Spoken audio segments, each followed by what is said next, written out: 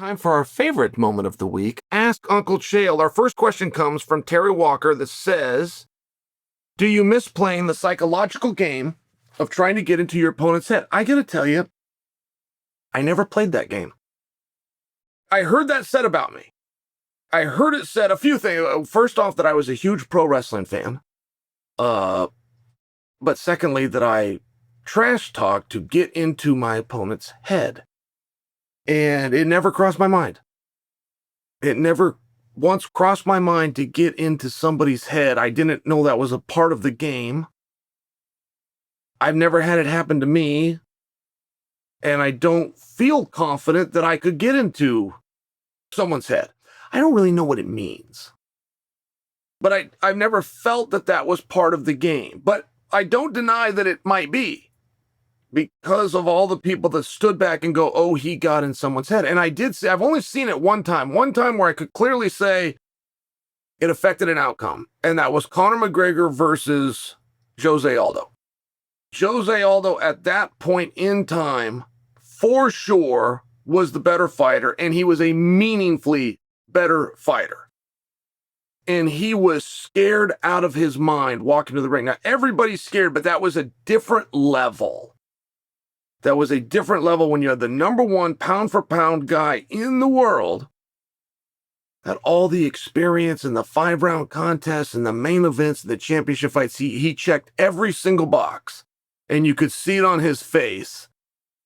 He greatly doubted himself.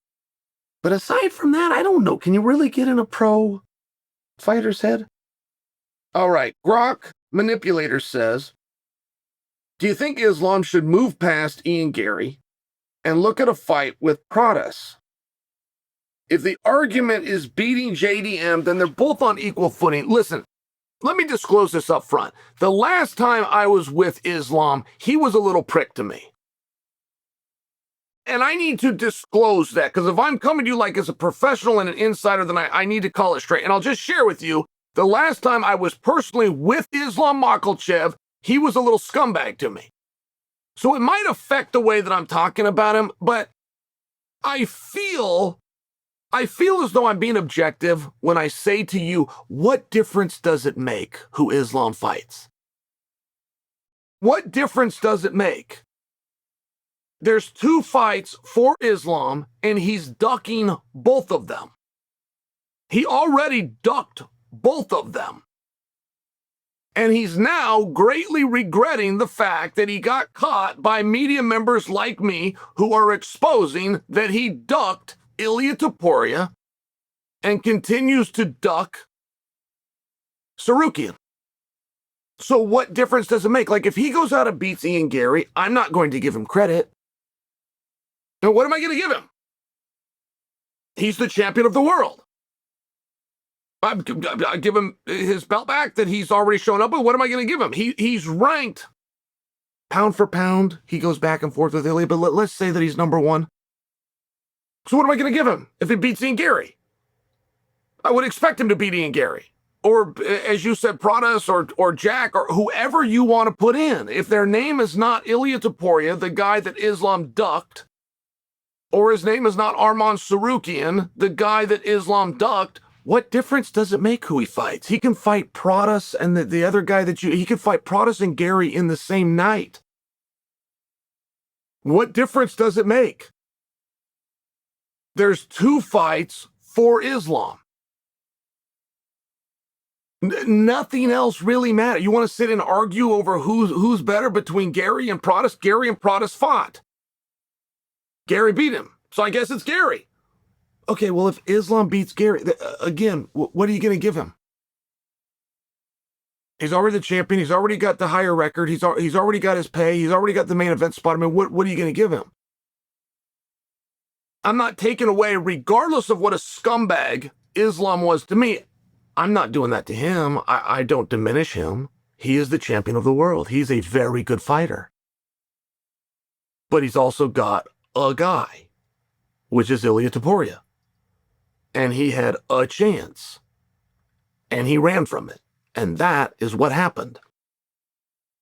King Honky says, should I put my daughter in jiu-jitsu or find somewhere in the 4-hour radius that can come and teach her how to wrestle. I'm in Central Texas. There's nothing around me. You know, it's an interesting question. It's a very interesting question. I have a daughter. And so I wonder that same thing. Do I want my daughter to know how to protect herself in the awful event that she is accosted, which is incredibly unlikely as it is, does happen, right? You don't think you're going to die, but you get life insurance. You don't think you're going to end up in the hospital, but you get health insurance. I mean, I get it. But no matter how long your daughter trains and how rough her ears look and the community of teammates that are all going to be trying to sleep with her, like no matter how many times that happens, and no matter if she reaches the highest level of black belt, a random guy will throw her down and beat her up every single time. So you do run into the question of, why am I exposing my daughter to this? To get her rough ears, to put her in an environment, to surround her with teammates that have predatory behavior? I mean, that's what you're signing her up for.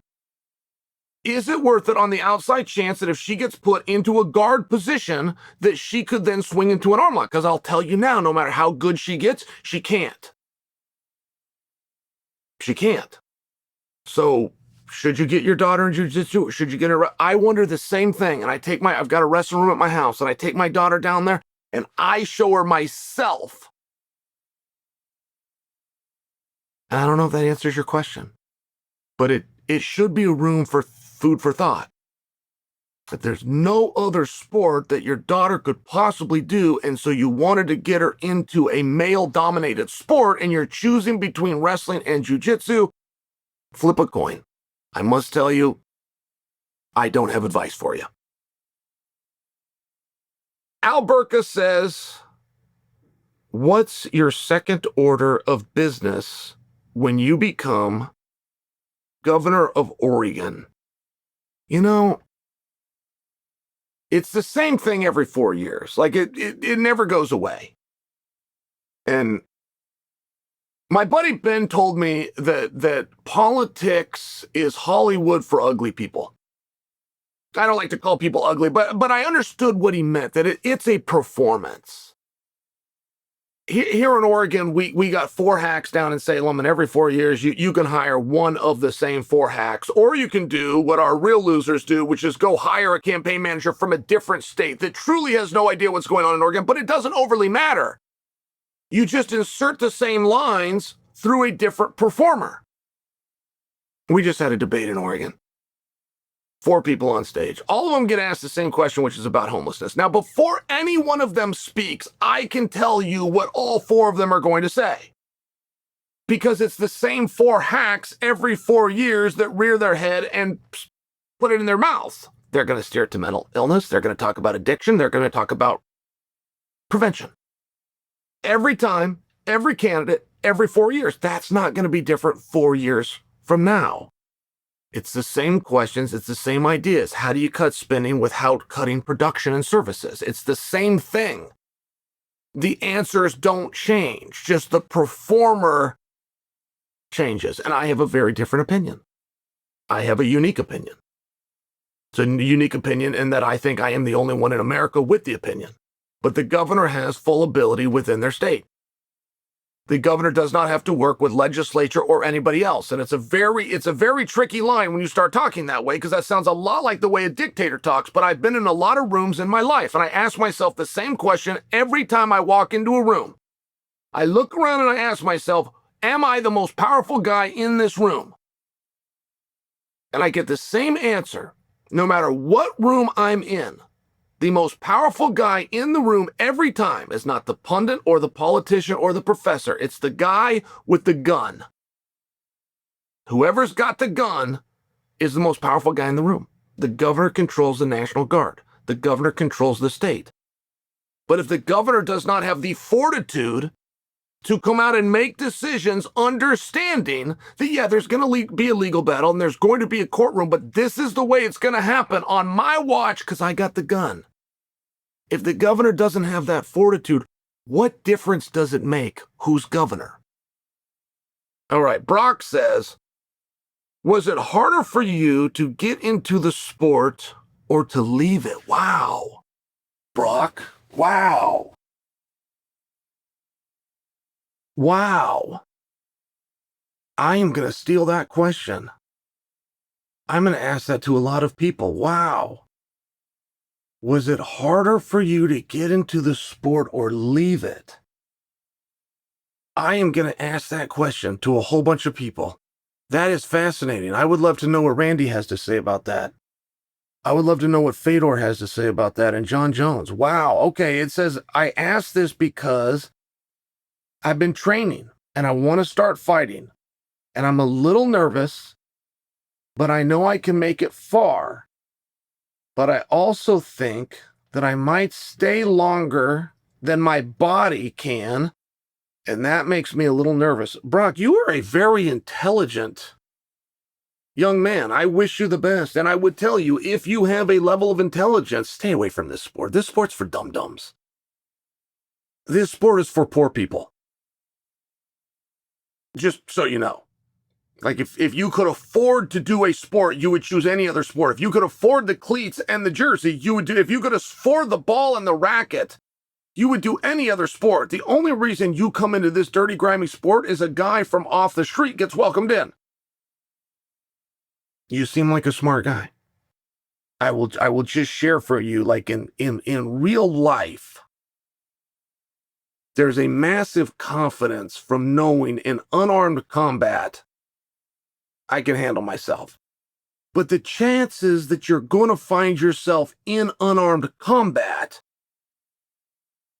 it's very hard to objectively tell a young person, go dedicate your life to a sport that's going to bring you nothing but bad knees, bad back, sore neck, and heartache. All right. Goblino, I'm sorry that you got named Goblino. That's very sad. I don't know why your parents hate you, but all right. Why aren't you on the UFC desk? Is Paramount afraid of a real gangster? Oh, I insulted you and then you said something nice about me. Can I take it back? Can we be friends? I have my own show on Paramount. Do I call it that? It's called On the Road with Chael Sonnen. It just started, so I don't blame you for not knowing it. I was joined, we've only done one episode. I was joined by Coach Dean Thomas. I'm flying out tomorrow to go to Atlantic City for the Strickland Chimaev fight, where we will film another episode, and I hope that I am joined again by Coach Dean Thomas. But I must tell you, I'm kind of learning as we go. We've only done one episode. I haven't advertised it yet. You're the first person to ask me. But in a couple of weeks, if you don't know that I have a show, that's going to be very bad, right? It was Rodney Dangerfield came out with a joke, but he was saying, he said, hey, I retired a few months ago, but my bigger problem is that nobody knows. That's not good. All right. River Gibson, Ask Uncle Chael, do you think Carlos Prates deserves a title shot over Ian Gary? You know, it's interesting. You're the second person to ask me that, and that's very sweet. Maybe I'm being a dick about it. Who cares? Now, Prates is over because he smokes. I like that he's got a gimmick. He's with the nerds. I like the nerds. I like all of the fighting nerds. Not just because of Rodrigo, by the way. I like the fighting nerds.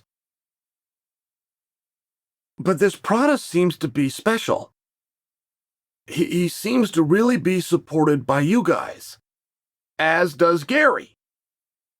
Now, when I get asked about Prates and Gary head-to-head, I do have to be a little bit objective, which is they fought. They fought. We have to accept the outcome or there's no point in doing this. Israel Adesanya fought Anderson Silva. There's an argument. Who's the pound-for-pound great? It comes down, in my opinion, to those two. And I had to go with Izzy.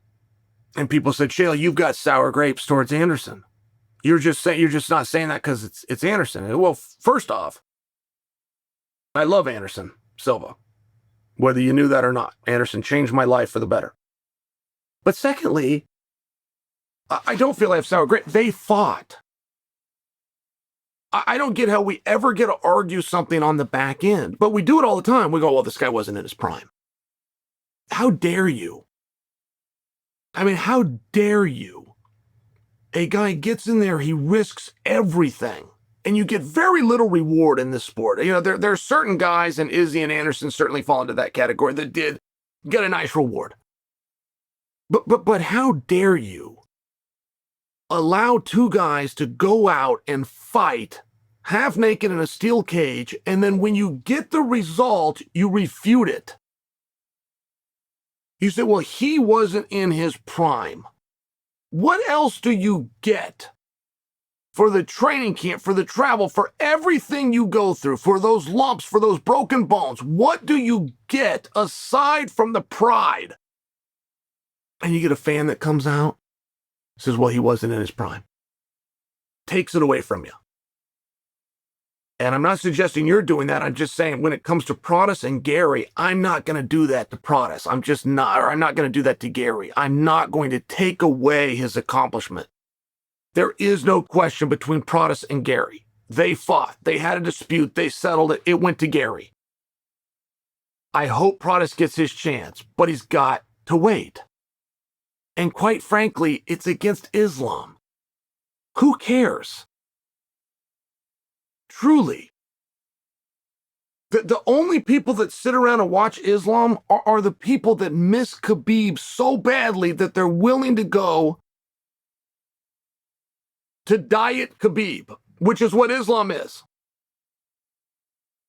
Islam is a poor man's Khabib. If you can't get what you want, which is Khabib, you turn on Islam. Tell me I'm wrong. All right, Mr. Field says, Chael, and misspells my name, by the way, Chael, how many game-bred fighters would it take to beat you? You know, I really don't like having heat with Masvidal. I really don't. And I have a very specific reason, which is when I was trying to pay my bills with this sport, which is a very hard road. George was too.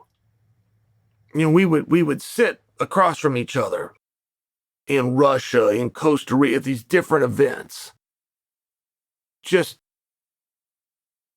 hoping that they would serve a meal so that we had a meal. Like, I watched what he went through, and he watched me go through it too. So when I broke through, or when he broke through, I felt like this. I was happy for him. And now I'm in this heat with him. But I feel like George, and it puts me in a very tough spot, because I don't want to be a dick about it, but I don't look at George Masvidal as an equal. I don't look at George Masvidal as a peer, right? I got the Fedors and the John Joneses of the world. You're asking me about a 55-pounder, respectfully, but you're asking me about a 55-pounder that didn't respect his own career enough to stick a needle in his ass a couple of times a week. By the way, and it's tough. And I don't feel as though George has ever heard me say something about him. I feel as though George has been told about it. Give you a great example, but I saw an interview that George did. It was after he fought Colby. And George came out and he roasted me. But he go, but don't take what he said too serious. Colby's his boy. He had to back his boy. I don't blame him for that. Now, he's right. I would back Colby. That is true. And Colby is my boy. That's true. However, I didn't. I stayed out of it. I was the face and the voice on ESPN, and when it came up, I removed myself, and I told the audience, I have a biasness, and here is my relationship with Colby, which would stop me from calling this straight. I stayed out of it. So when I heard George come out and say, hey, man, I give him a pass, but he's been talking trash about me, but I was taking on Kobe, I understand. That was when I go, hey, Wade, that never happened. In fact, I did the opposite.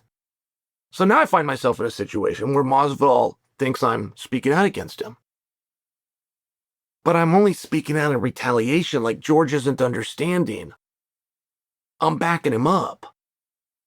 George Masvidal will not fight in the UFC. I don't tell him that to bring him down. I tell him that so he can move on with his life. Somebody gives George bad information. I know that firsthand because I've heard George speak about things that I've said that I never said. So someone in George's orbit, right, somewhere that wheel is broken. Whoever told George Masvidal that he's going to fight in the UFC? If that's a fun thing to tell people, carry on.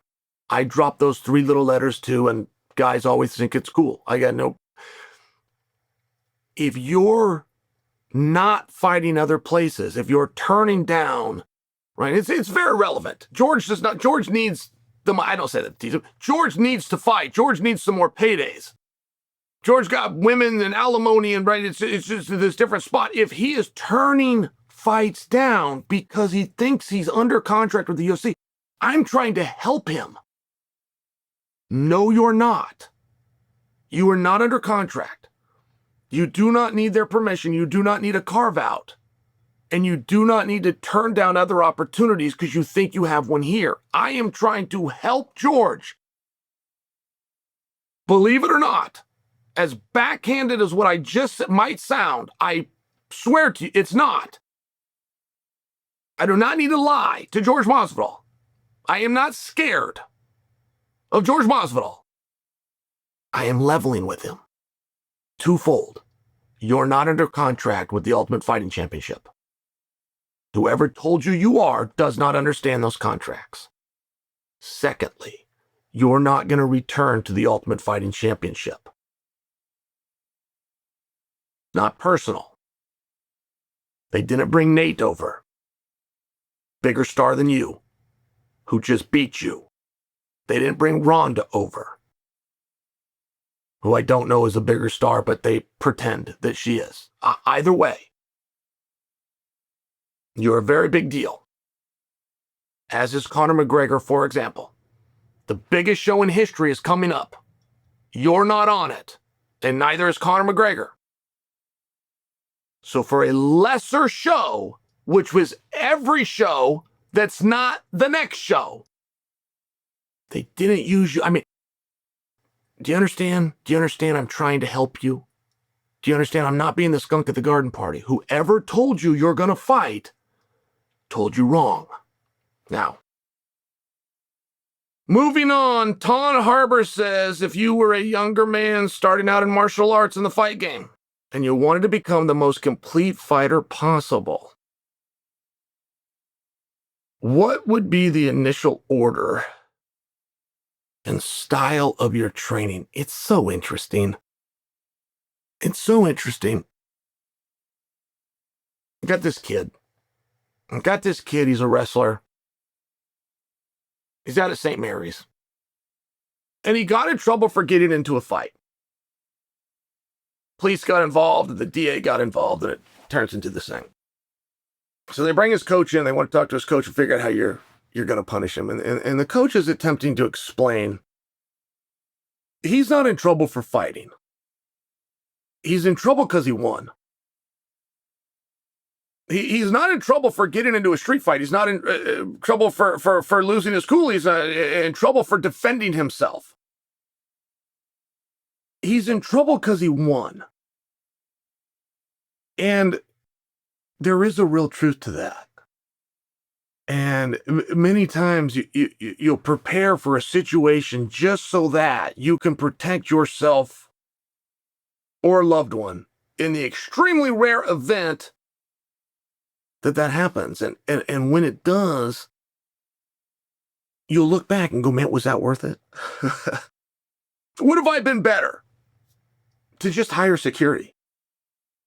For all the money of all the years Not to mention the sweat and the time that I put into that sport. I could have a security guard.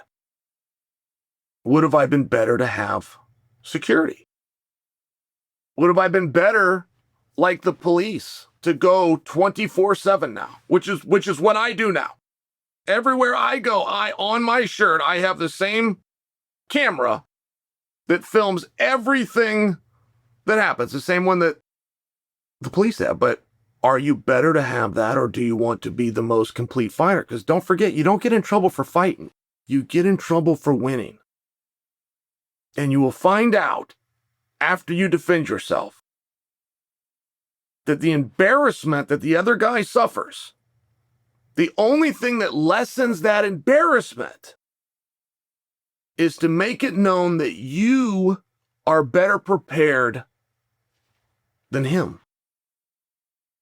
So do you want that preparation? It's a philosophical question. Could even turn into a legal question. But if you're asking me just for training, which is largely just for confidence, I think Muay Thai. I think Muay Thai is a very excellent place if I'm to look at a real-life scenario, a bar, a street, something quick.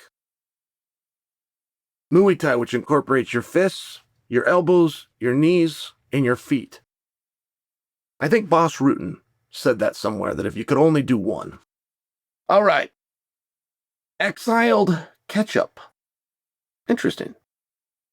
Ask Bo Nickel if he ate the bear or just had to take the RDR loss out on an innocent animal.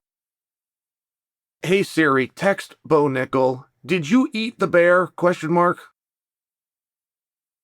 All right. So I'm guessing there must be a video where Bo Nickel was hunting and he killed a bear. All right, we'll find out. I've never tasted bear. I've never tasted bear, and I've never tasted shark. Jason 6 says, do you think local small-time MMA will take market share from the UFC over time? All right, are you making a joke because Ronda Rousey said market share the other day? Are you making a joke? There are certain tells that a fake businessman will do over a real businessman, but to use lingo like market share is one of them. The guy that doesn't know what he's doing will talk about market share. The guy that's got real courage, let me explain this to you.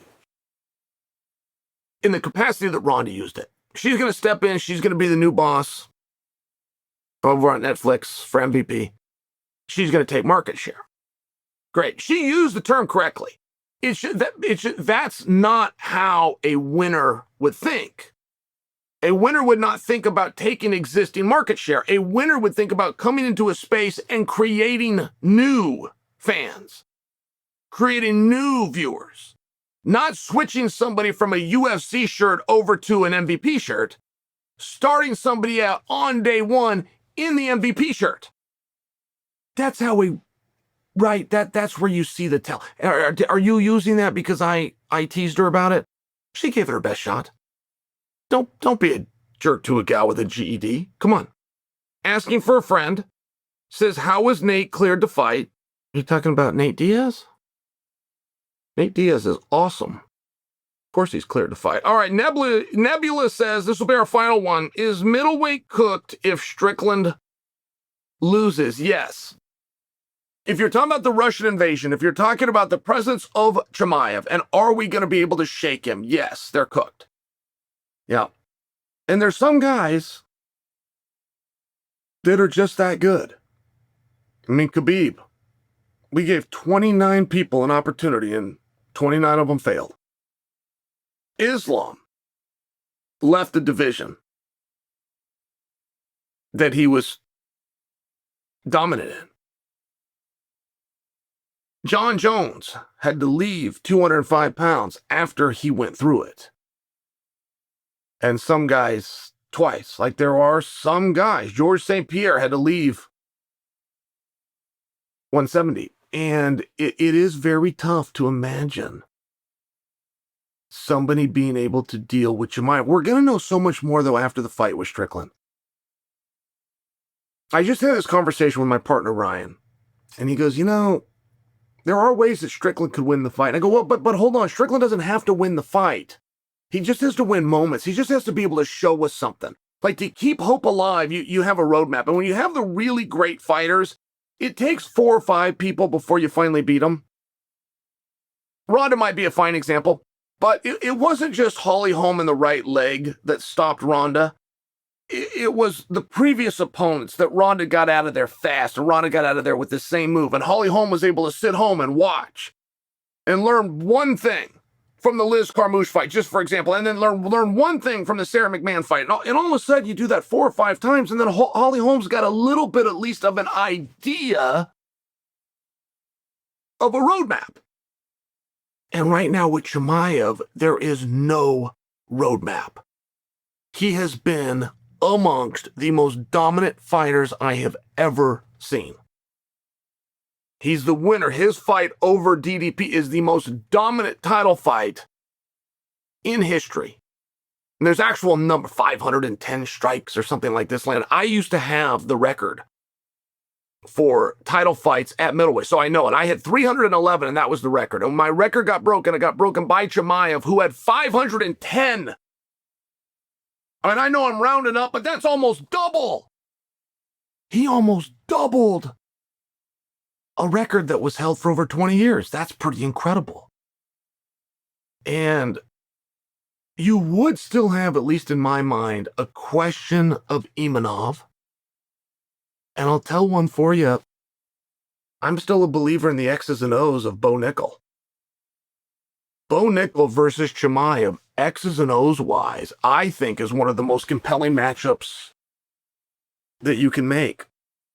But we couldn't take it from Chimaev that if he gets through Strickland, to bring him down, he's likely going to have to leave the division. All right, I said that's the last one. We're going to throw one more in because it's Greg Wilker, and he wants to know, would you ever play beer league hockey for fun?